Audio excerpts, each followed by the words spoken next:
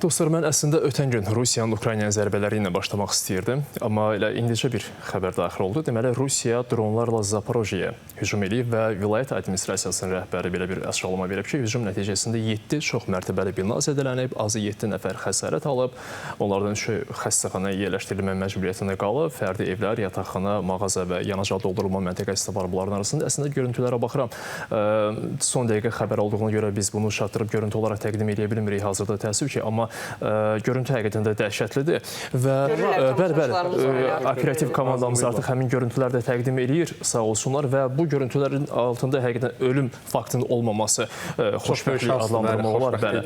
Ötən gün isə belə bir xoşbəxtlik nəsib olmadı. Təəssüf ki, bir neçə nəfər həyatını itirdi Ukraynada. Deməli, Kiyevə, birbaşa paytaxtda raket zərbələri endirildi və 6 nəfər həyatını itirdi, 13 nəfər xəsarət aldı. Ukrayna Dövlət Fövqəladə Hallar Xidmətinin məlumatında qeyd edir ki, 18 nəfəri xilas edə biliblər. Yaralılardan biri uşaqdır, təəssüf ki.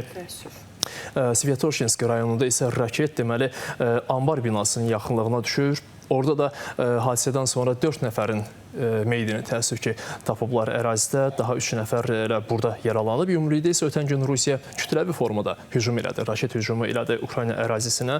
Deməli, Rusiya Müdafiə Nazirliyinin məlumatında qeyd olunur ki, Ukraynanın hərbi sənaye və enerji obyektlərinə qarşı Kinjal raketlərdə daxil olmaqla geniş miqyaslı hücum təşkil edilib. Hücum məqsədlərinə nail olunub və bütün hədəflər vurulub deyilir məlumatda. Niyə Kinjalı xüsusi qeyd elədim dostlar? Bu xüsusi hiper səsli bir raket kompleksidir. Bəli, və raket saatda 12.000 kilometrə qədər sürət yığa bilir. Çox sürətlidir həqiqətən və trayektoriyası boyunca müxtəlif manevrlər elə bilir ki, bu da onu tutmaq prosesini, imkanlarını çətinləşdirir. Hava hücumundan müdafiə sistemləri problem yaşayır. Bəli. O problem yaşadan sistemlərdən biri məhz bu silah növüdür. Ukrayna ordusu da boş qalmadı həmin müddətdə. Deməli, dronlarla Taganrogda təyyarə təmiri və pilotsuz uçuş aparatları istehsal edən zavodu vurdular. Novorosiyskdə Şesxaris neft terminalını, Tuapse neft emalı zavodunu və eksperimental A-60 təyyarəsinin deməli yerləşdirildiyi anqarı vurublar. Ukrayna ordusunun baş qərargahı bu barədə detalları açıqlayıb. Qeyd olunur ki, Novorosiyskdə neft tankerləri və S-400 raket kompleksinin bir buraxılış qurğusu da məhv edilib. Hücumlar nəticəsində Rostov vilayətində 3 nəfər həlak olduğu deyilir və bölgənin qubernatoru məlumat verir ki, Taganroga PUA hücumlarından sonra şəhərdə fövqəladə vəziyyət elan edilib. Hər nə qədər sülh danışılsa da, müzakirələr getsə də, müharibənin bitməsi haqqında zaman-zaman xəbərlər gəlsə də, amma reallıq göstərir ki, hələ də... O sülh istiqamətindəki danışıqlara bir qədər sonra biz böyük ehtimal ki, saat 9 buraxılışımızda toxunacaq. Geniş formada bizim orada bir icmalımız olacaq. Dostlar, sizlə bərabər müzakirəsini aparacağıq. Çox maraqlı məqamlar var. Hətta deməli, Putinin və Trumpın köməkçilərinin bu yaxınlarda baş tutmuş telefon danışığını yayılıb. Onunla da bağlı çox maraqlı məqamlar var. Belə deyim, prosesin pərdə arxası məqamları. Oradakı 9 buraxılışını izləmək məsləhətdir, hörmətli tamaşaçılar. Bəli, okay my friends filan, belə söhbətlər gedir orada. Onların da hamısını biz inşallah ki, tamaşaçılarımıza çatdıracağıq. Deməli, Ukraynada bu müharibənin getdiyi bir vaxtda Fransa da deməli ictimaiyyət təbii ki, narahatdır. Avropa özünün ordusunu Ukraynaya göndərmək barədə təbii ki, zaman-zaman açıqlamalar verir. Amma Makron çıxdı və açıqlama verdi ki, biz gənclərimizin Ukraynaya göndəriləcəyi barədə formalaşan yanlış fikirləri aradan qaldırmalıyıq. Biz heç vaxt Ukrayna müharibəsində ön çəbədə olmaq haqqında danışmamışıq. Belə bir fikrimiz də yoxdur, planımız yoxdur deyir.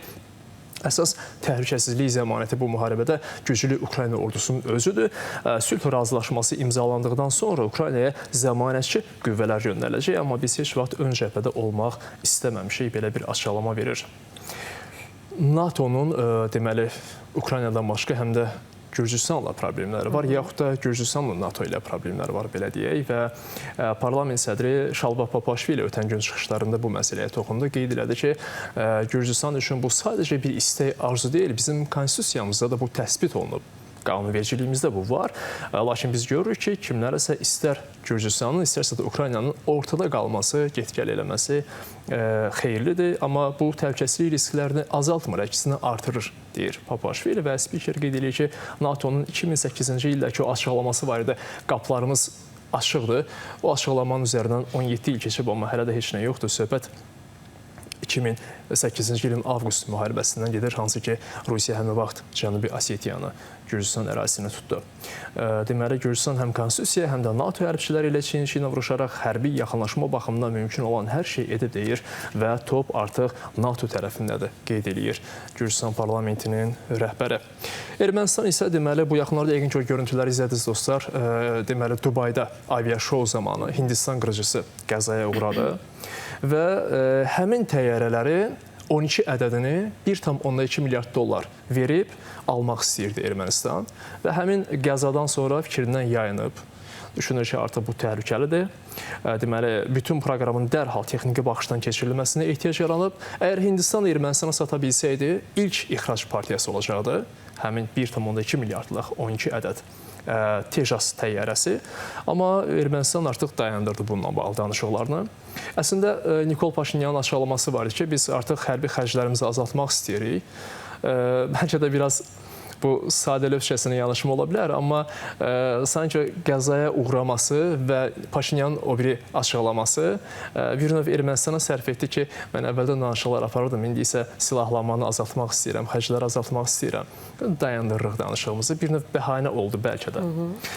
Tejasla bağlı xırda bir məlumat verim. Deməli, Hindistan 82-ci ildən etibarən inkişaf elətdirir bunun versiyalarını və MiG-21 qırıcılarını əvəz eləməlidir. MiG-21 artıq tarixə qovuşur, belə deyək, Hindistan aviasiyasında da.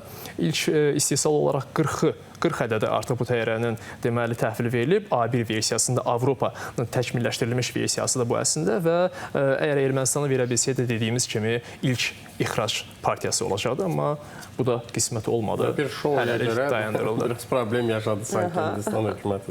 Bəli, belədir dostlar. Və növbəti deməli saatımızda biz dediyimiz kimi Ukrayna-Rusiya anlaşması sülh planı ilə bağlı daha detallı formada məlumat verə biləcəyik. Maraqlı olacaq dostlar. Təşəkkür edirəm. Sağ olun.